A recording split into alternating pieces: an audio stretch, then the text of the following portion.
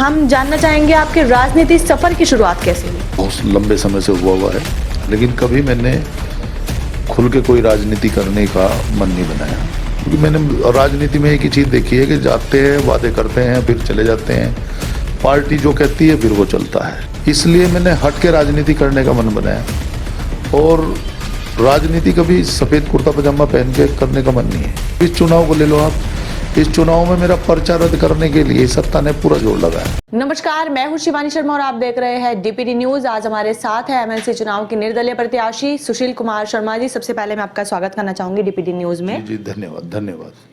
Sir, हम जानना चाहेंगे आपके राजनीति सफर की शुरुआत कैसे हुई? मेरी राजनीति सफर जो हुआ है वो वैसे तो बहुत लंबे समय से हुआ है, लेकिन कभी मैंने खुल के कोई राजनीति करने का मन नहीं बनाया।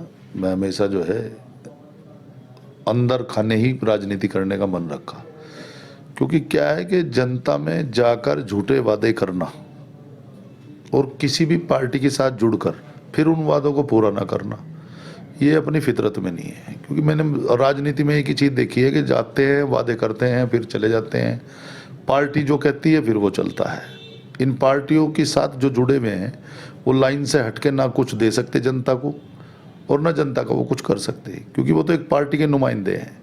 ऐसा समझ लो जैसे एक नौकर रख लिया और उस नौकर को बता दिया कि भाई इतना काम करना, इसके अलावा तुझे काम नहीं करना।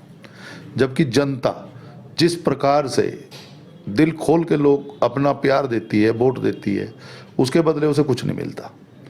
इसलिए मैंने हट के राजनीति करने का मन बनाया और राजनीति कभी सफ़ेद कुर्ता पजामा पहन के करने का मन नहीं है, क्योंकि मन काले हैं, हर का मन काला है। हमें जिसको जो कहना है उसे साफ सुथरे तरीके से कहना है। अब इस चुनाव को ले लो आप, इस चुनाव में मेरा पर्चा रद्द करने के लिए सत्ता ने पूरा जोर लगाया। वो तो यह है कि कुदरत का हाथ सिर पे है, लोगों का प्यार सिर पे है, तो वो कैंसिल नहीं हुआ और वो सही रह गया। लेकिन फिर भी परेशान करने में जो है कसर नहीं छोड़ रखी कि भाई हम किसी तरीके से परेशान करें। और राजनीति की आज स्थिति ये है कि आज 1600 गांव हैं इस मंडल में, उनके प्रधान, उनके बीडीसी, जिसको बीडीसी बोलते हैं, वो वास्तविकता में बीडीसी नहीं है, वो एक क्षेत्र पंचायत सदस्य है।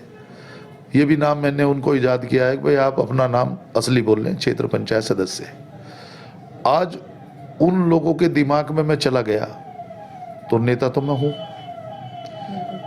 आज जितने सभासद, जितने नगर पंचायत सदस्य वो मुझे यदि फ़ोन कर रहे हैं या वो मेरे से मिल रहे हैं तो नेता तो मैं हूँ। ये तो नेता मैं बन गया। ये नेताओं के नेता बनने का चुनाव है, इसलिए इसको बहुत डीपली ये समझना पड़ा कि हम लोगों को कैसे कन्विंस करें, क्योंकि लोग कन्विंस नहीं होते।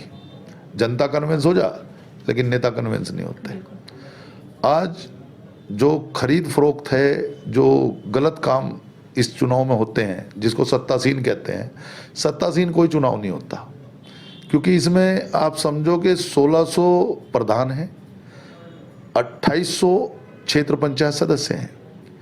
ये इतनी संख्या है, यदि ये नेता बन के बाहर निकल गए तो 16 एमएलए और 25 ब्लॉक प्रमुख और 30 चेयरमैन, 3 एमपी, 3 जिला पंचायत के अध्यक्ष, ये सिर्फ इन लोगों को घुमाते रहते हैं। ये इनके बारे में अफवाह उड़ाते रहते हैं कि वो पैसे से खरीदा जाएगा, वो इस तरीके का है। मैं पिछली बार चुनाव लड़ा, मुझे किसी ने 1 रुपया लेके वोट नहीं दी, मुफ्त वोट दी। और आज भी जितनी वोट मेरे पास आएंगी ये सब बिना पैसे आएंगी, और मैं इस पर लगाम लगाना चाहता हूँ। और आपसे भी एक अनुग्रह है मेरा कि चुनाव आयोग जो कि आज मजबूत है, वही इसको चला रहा है। अगर वो थोड़ा सा परिवर्तन करा दे तो बहुत कुछ परिवर्तन हो जाएगा। तीनों जिला अधिकारियों को आप आदेश दिलवाओ कि वोटर पर्ची से, मतदाता पर्ची से जिस प्रकार से विधानसभा के चुनाव होते हैं उसी प्रकार से चुनाव हो। तो आप किन मुद्दों को लेकर चुनाव में उतरने का काम करेंगे? मेरा सबसे पहला मुद्दा है कि यहाँ सबसे मजबूत और सबसे कमज़ोर जिसे बनाया गया है मजबूत लेकिन बना कमज़ोर रखा, ये क्षेत्र पंचायत सदस्य है। इसकी किसी भी प्रकार की कोई हैसियत नहीं है, बस हैसियत है तो ब्लॉक प्रमुख की है, वो भी क्षेत्र पंचायत सदस्य है।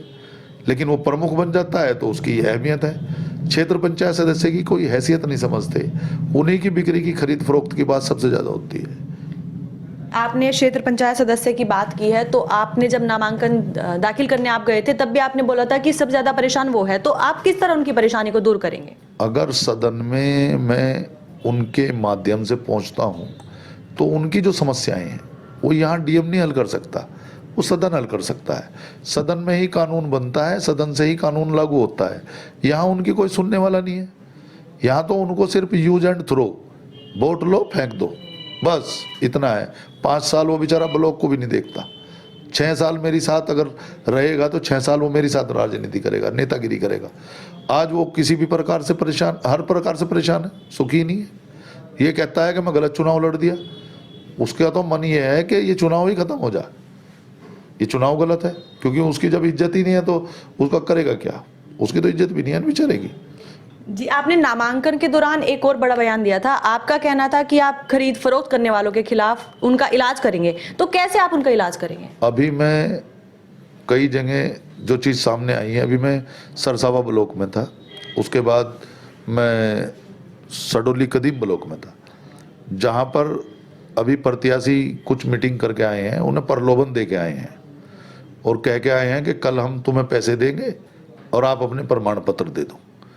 जो प्रमाण पत्र प्रमुखों ने रख रखे हैं वही बिक रहे हैं। प्रमाण पत्र बेचने का काम है। आप ये बताइए, प्रमाण पत्र कोई प्रत्याशी क्यों लेगा? मेरी वोट, मेरी मर्जी, मैं किसी को दूं? मेरे प्रमाण पत्र से मतलब क्या है? ये प्रमाण पत्र इकट्ठे कर रहे, तो ये भी तो, इसको सरकार को भी तो इस पर अंकुश लगाना चाहिए। मैं तो इनके खिलाफ तहरीर दे दूंगा, मैं तो सबूत के उसमें लगा हूँ, सबूत मिले मुझे। अभी मेरे पास फ़ोन आया था शामली से, तो शामली में भी यही स्थिति है, क्योंकि कल मैंने शामली प्रेस वार्ता की थी। प्रेस वार्ता करने के बाद वहाँ भी मैंने यही चीज़ कही है। उसके लिए मैं बिल्कुल परिपक्व हूँ। यदि मुझे सबूत मिल गया, अब तो मैं रिकॉर्डिंग के ही चक्कर में लग गया कि रिकॉर्डिंग ही दे दो, तो मैं तहरीर दूंगा, मुकदमा कराऊंगा। आप चुनाव जीतने पर समाज के लिए क्या कदम उठाने वाले हैं? मेरा समाज, जो मेरा वोटर है वो है जी। और उनका समाज जो उसका वोटर है वो है।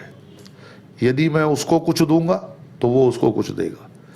यहाँ क्या है कि राजनीति अपने लिए नहीं होती, राजनीति भी दूसरे के लिए है। अब राजनीति दूसरे के लिए करने की बजाय आदमी अपना विकास करता है। मुझे परमात्मा ने बहुत दे रखा, मैं सुकून में हूँ, लेकिन राजनीति अगर मैं करने आया हूँ तो मैं वो राजनीति करने आया हूँ जो मैं अपने वोटरों को सब कुछ दूँ। जो मेरा मतदाता है उसे मैं अच्छा रखूँगा तो वो अपने मतदाता को अच्छा रखेगा।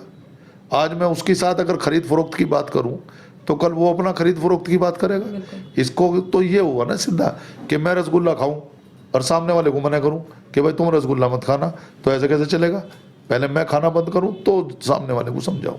अच्छा, आपने पिछली बार भी एमएलसी के रूप में नामांकन दाखिल किया था, तो पिछली बार के और इस बार के मुद्दों में क्या अंतर है? चुनाव में आप उतरे हैं उसके लिए। पिछली बार तो मेरा तजर्बा था जी। मैंने उसमें ये कमियां ढूंढी कि इस चुनाव में आखिरकार कमी क्या है और खूबी क्या है। कमी मुझे उसमें सबसे ज़्यादा ये लगी कि किसी भी मतदाता से कोई वोट मांगने नहीं जाता, सिर्फ ठेकेदारों और दलालों को बीच में डाल के वोटों का आदान प्रदान करते हैं। पहली बार जब से ये चुनाव आया होगा, अखबारों में और प्रेस वार्ता में और इस तरीके के रुखों में जो रुके उतर रहे हैं वो मेरे द्वारा ही उतार दिए गए, नहीं किसी के द्वारा नहीं उतरे। अब तक चुपचाप हो गया, पता भी नहीं चला किसी को एमएलसी का चुनाव कब हुआ। अच्छा, चुनावी मैदान में सत्ता बीजेपी जो कि सत्ता पक्ष है इस टाइम पे, और एक सपा जो एक मजबूत पार्टी के रूप में आपके सामने खड़े हैं, उनको आप किस आधार पर हराएंगे? क्या ये इस प्रतिद्वंदी के रूप में कैसे देखते हैं आप? ये दरअसल क्या है, गठबंधन का प्रत्याशी तो इस मुकालते में है कि उसके 9 एमएलए जीत गए, तो वो 9 एमएलए से यहाँ सबको खरीदवा देगा।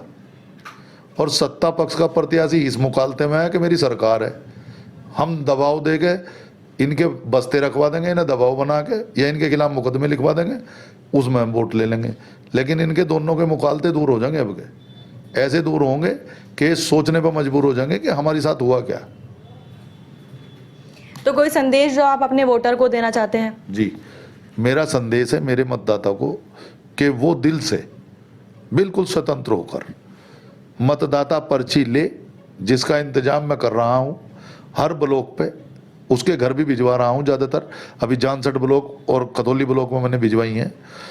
ये पर्चियाँ उनके पास जाएंगी, वो जाके मतदाता अपना मत करे, अंदर जाके वो किसे मत करे, इसके लिए वो स्वतंत्र है।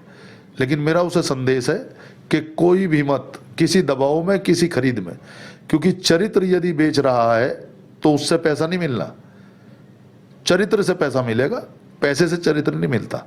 यही मेरा उसके लिए संदेश है कि अपने मत को बाइज्जत बढ़िया तरीके से प्रयोग करे, स्वतंत्रता से प्रयोग करे। यदि कोई परेशानी हो, हर के पास मेरा नंबर पहुंच चुका है, हर मतदाता के पास मेरा नंबर है, वो मुझे फ़ोन करे अगर कोई समस्या है, मैं उसे दूर करूँगा।